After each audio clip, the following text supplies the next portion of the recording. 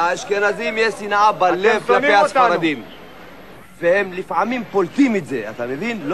הם לא יכולים, הם פולטים את זה ואחר כך מבקשים סליחה. ועכשיו ייפתחו שערי שמיים וכולם יקבלו בברכה את אריאל וייסמן המתוק והיפה.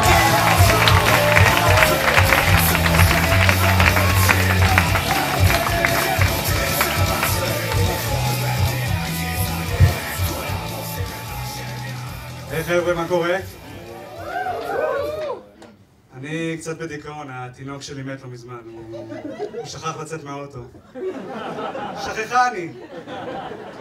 מה אני אעשה? תראו מי פה! תום אהרון! מכירים את תום אהרון, חבר'ה? הסטנדאפיסט המזרחי מהטלוויזיה, תקום, תום, תקום, שכולם יראו אותך. מי היה מאמין? סטנדאפיסט מזרחי!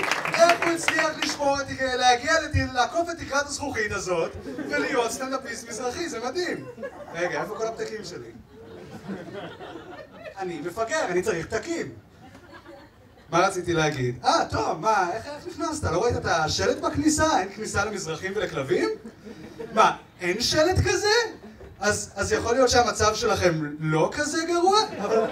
אבל רגע, איפה כל האתיופים והערבים? אתה יודע, המקופחים האמיתיים של מדינת ישראל, הם לא דאגת? לא, אני מבין, היה לך הרבה יותר דחוף לכתוב כתב הגנה למרגול, שהתקשורת רודפת אחריה על לא עוול בכפה, חוץ מה, אתה יודע, סחיטה באיומים שהיא עזרה, אתה יודע. שטויות, זה כלום, מה זה? אבל העיקר שאף אחד לא יגיד את המילה ארס, נכון? חס וחלילה, שאף אחד לא יגיד ארס. המילה הגזענית והמזעזעת הזאת שסבא שלי הביא איתו מפולין. אתם רוצים שיפסיקו לקרוא לכם ארסים? תפסיקו לקרוא אחד לשני ארסים. אני לא המצאתי את המילה הזאת. אתה יודעת שארס זה סרסור בערבית? אני לא ידעתי כי אני לא מדבר עם ערבים. אתם תמיד אומרים שאם היה ראש ממשלה מזרחי אז היה שלום. אז אני רוצה להגיד שני דברים.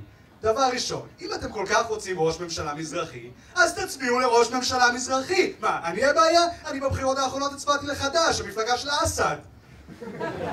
דבר שני, כן, אני בטוח שאם יהיה ראש ממשלה מזרחי לא תהיה מלחמה עם הערבים, כי ערבים אף פעם לא נלחמים אחד נגד השני, חוץ מכל הזמן, תסביר לי טוב, אתה מזרחי שיעי או סוני?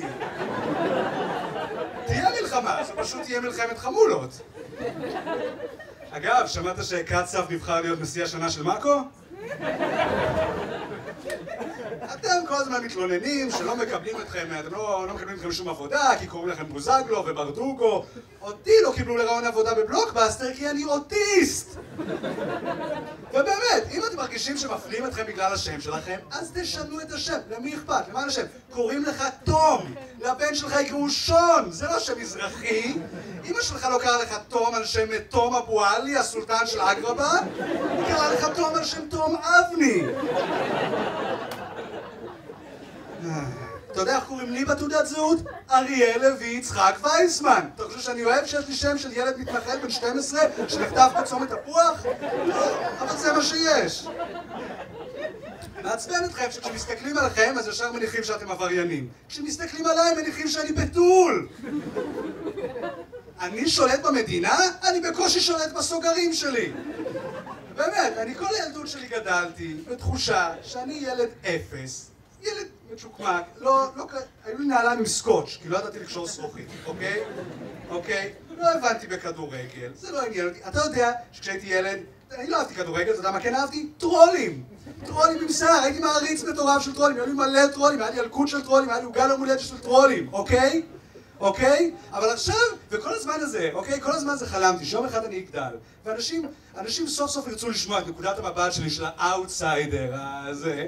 ועכשיו אני גדלתי, ומסתבר שכל הזמן הזה שלטתי במדינה. כל הזמן שהלכתי במסדרון בבית ספר, מסתבר שכל המרוקאים, אתה יודע, התכווצו כזה, אוי לא, הנה אריאל, השליט הגדול, בואו נרגיז אותו, שעוד 20 עבודה, עוד 20 שנה, הוא לא ייתן לנו עבודה במה? מה אני כלום. אני שולט במדינה. וכן, אני יודע שאתם חושבים שאנחנו מדברים יותר מדי על השואה. אני יודע, אנחנו באמת, אני באמת מצטער שאנחנו חופרים כל כך הרבה על רצח של 6 מיליון יהודים. אני יודע שזה לא משתווה לשתי טיפות DDT שריססו על סבתא שלך ושכחו את סבא שלך ללמוד מכונאות. מכריחים אתך ללמוד מכונאות? יופי! אני למדתי אומנות בתיכון, מה זה עוזר לי? וכל הסיפור הזה עם השטרות, באמת, לא, בזה אתם צודקים, באמת. היינו צריכים לעשות, אתה יודע, שטר של 20 עם אבן גבירול, שטר של 50 עם אבן גבירול, שטר של 100 עם תמונה של אבן גבירול. אולי כשיהיה לכם עוד משורר מזרחי חוץ מאבן גבירול, אולי נדבר על שטרות.